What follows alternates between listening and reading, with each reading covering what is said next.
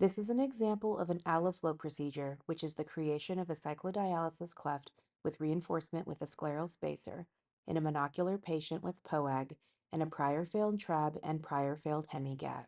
Once a clear en face view of the nasal angle was obtained, a Drysdale was used to carefully create a cyclodialysis cleft. Although some surgeons prefer to put two Alloflo grafts into one cyclodialysis cleft, for this case, we plan to make two separate clefts and put one Alloflo in each cleft at two separate locations.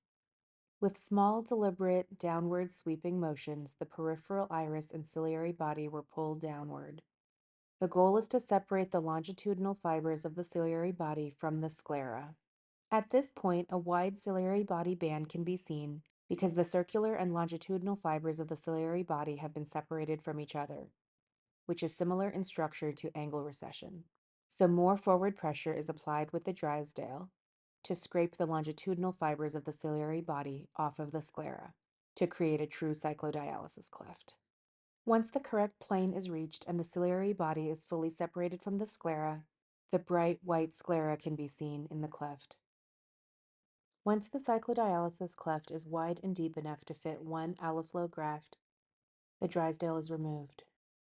The cyclopen is used to insert the Alloflo scleral reinforcement graft into the cyclodialysis cleft.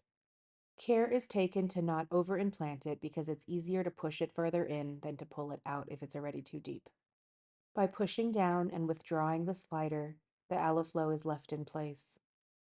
Since the graft is under-implanted, a cystotome is used to engage the graft and push it deeper into the cleft.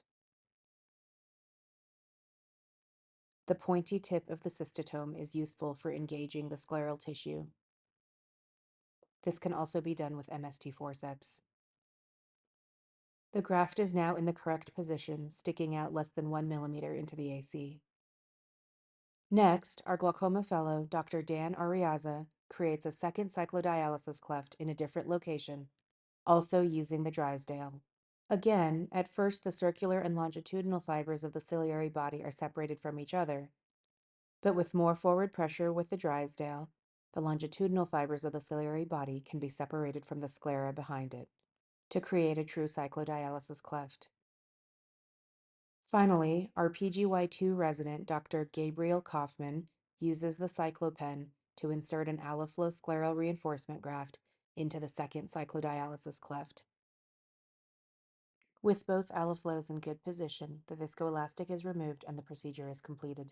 Thank you so much for watching our video. Please email us if you have any questions.